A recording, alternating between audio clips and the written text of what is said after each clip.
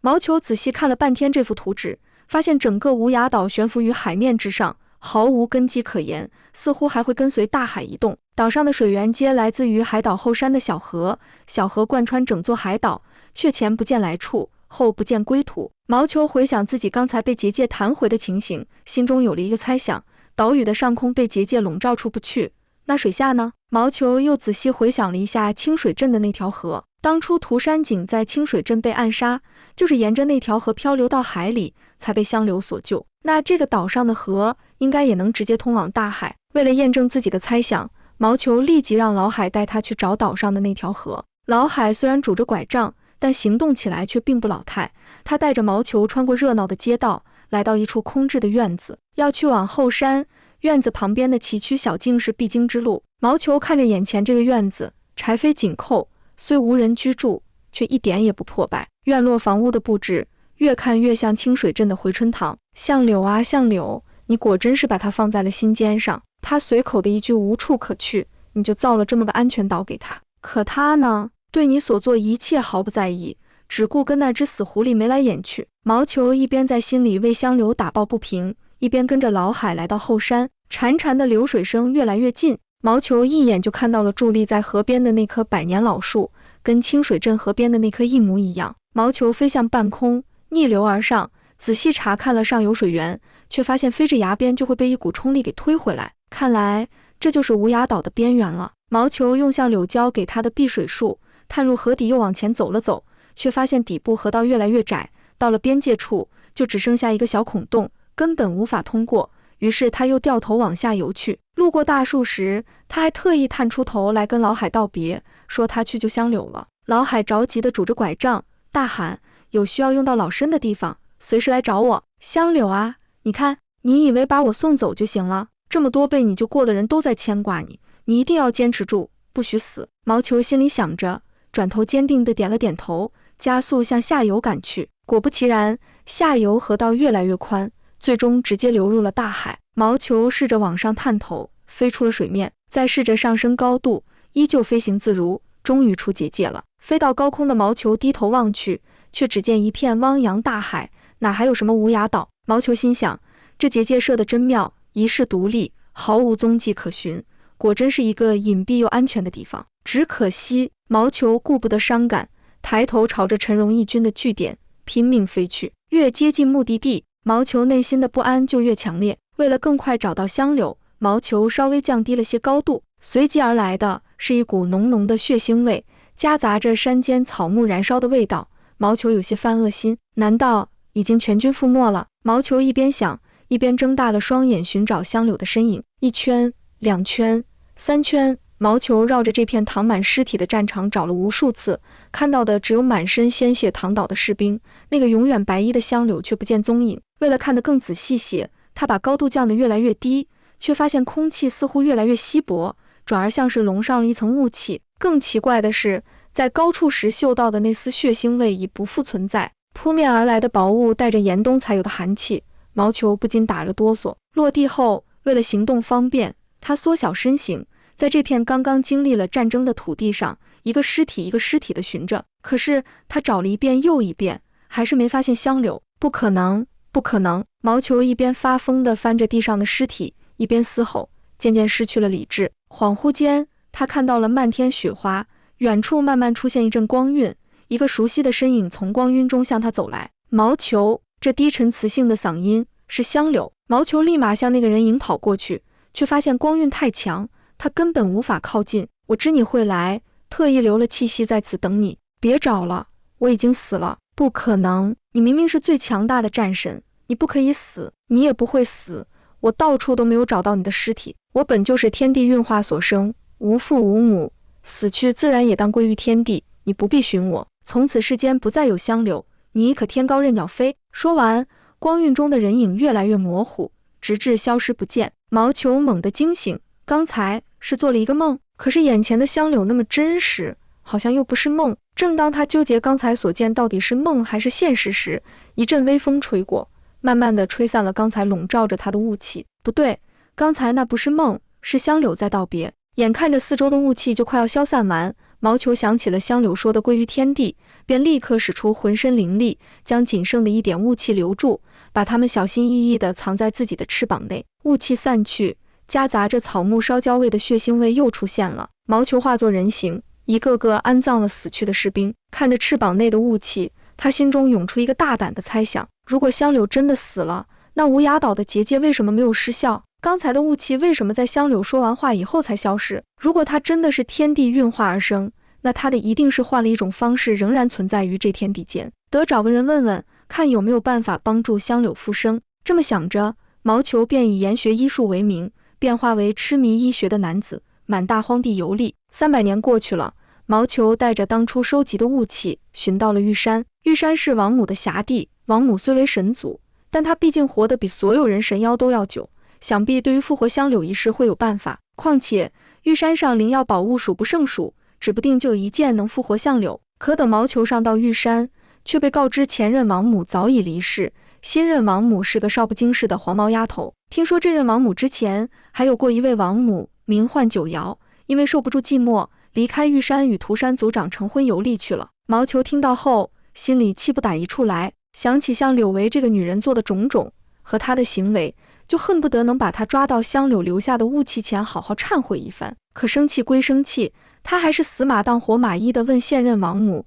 有没有办法复活香柳。现任王母虽年岁不及老王母，但近1000年来大荒的事倒也知晓不少。大名鼎鼎的九命香柳，当初化作陈荣残军的首领洪江，和入收鏖战数月，最后万箭穿心倒地不起。但奇怪的是，他的尸体却不见了。大荒里最开始也有流言说香柳根本没死，在最后关头用仅剩的一条命掩护自己脱了身，成为了陈荣义军的叛徒。不过300多年过去了，满大荒无人再见过香柳，这个流言也就不攻自破，大家都默认香柳已经死了。如今眼前这个男子却口口声声要寻找复活香柳的法子，莫非香柳当真还有什么东西尚在这天地间？他问清了来龙去脉，表示老王母有一本手札，是专门记录香柳这般天地运化之物的。毛球翻了3天3夜，终于找到了蛛丝马迹。在第3520卷记载着一种和香柳极其相似的上古凶兽，此物蛇身9头，食人无数，后被斩杀，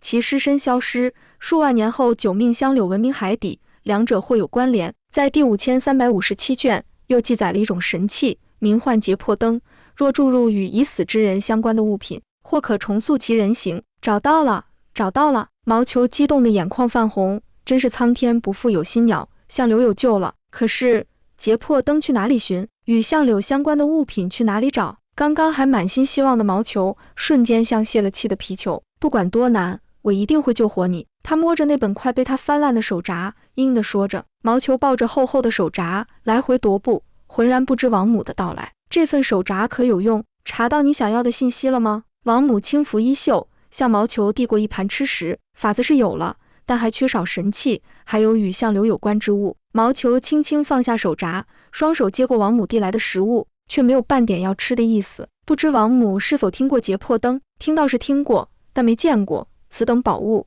应该要么在西岩王宫里供着，要么就在富可敌国的涂山市。王母的确没见过什么劫破灯，虽然她从小生活在玉山，见过无数珍宝，但这样的上古神器，别说她了，就连老王母都不一定见过。但是老王母曾经告诉过她，劫破灯由神族铸造，已流传千万年，如今自然应该也会继续被神族之人珍藏。而如今的大荒，最有能力搜罗天下至宝的，也就王宫和涂山市了。看来这2个地方都得去一去了。毛球心里想着，可自己灵力并不算高深，只身前往恐怕是凶多吉少。而眼下的大荒，能记住香柳的人，只怕是寥寥无几，又有谁会愿意跟毛球一起涉险呢？毛球轻叹一口气，转身谢过王母的提点，一手藏在身后暗暗蓄力，客气地问道：香柳此人，王母认为如何？王母看他眼里泛起些许杀气，又见他藏于身后的右手，立马明白过来，玉山从不参与世间纷争，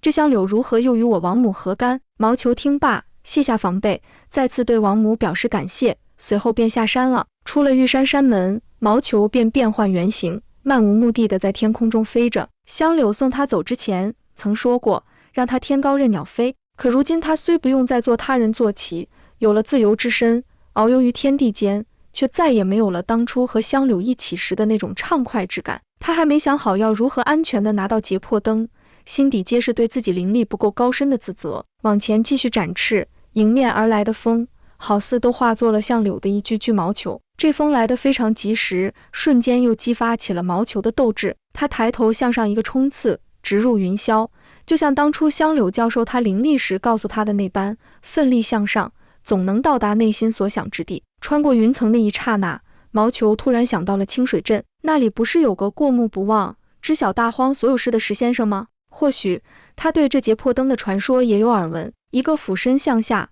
毛球朝着清水镇的方向飞去。大荒统一后，清水镇虽不再是三不管地界，却也保留了曾经的模样和习俗。在这里，人们不问来历，不追归处，相处融洽。毛球化作男子走在熙熙攘攘的街道，当年枪炫的酒铺竟然还开着，也不知现在还卖不卖桑葚酒。茶馆依旧热闹非凡，有钱的点一盘瓜子，坐席位上悠闲地听石先生说书，没钱的呢，或席地而坐，或靠着柱子也能听得津津有味。毛球和香柳一样，都是个没钱的主，只能跟着几个身着粗布麻衣的男子一起站在茶馆门前的大树下，竖起耳朵听。好巧不巧，石先生讲的正是九命相柳。话说西阎王一统大荒后，派入收大将军剿灭陈荣残军，九命相柳化身洪江，诱敌深入，却被入收一眼识破。两军鏖战，陈荣残军全军覆没，只剩香柳孤身应战，最后不敌入收阵法，万箭穿心，香柳倒地不起。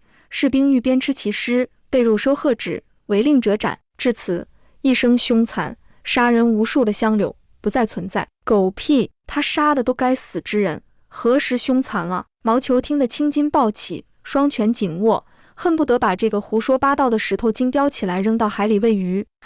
世人只愿相信他们想信的，谁又会在乎真相呢？一个熟悉的声音在毛球耳边响起，毛球转头看去，说话的是一位青衣男子，个子不高，穿着虽然朴素，却也能看出非寻常清水镇村民。而让毛球惊讶的是，这个青衣男子的脸居然和香柳991张脸的其中一张一模一样。香柳！毛球试探地喊。那人短暂地愣了一下，然后对着他笑了笑，道：香柳早就死了，阁下许是认错人了。不可能，香柳的真容鲜少有人知晓，连陪伴了他300年的毛球都是死缠烂打不得，又苦练了100年功，才勉强快速地看过一遍，有一些根本都没记住。而眼前的这一张，就是当初向柳展示时的第一张脸，他印象非常深刻。毛球赶紧上前，伸手想要拉住那人确认一番，可他刚出手，就被一个突然闪出来的身影一掌击飞。毛球毫无防备，连连后退，胸口被击打的地方一阵疼痛，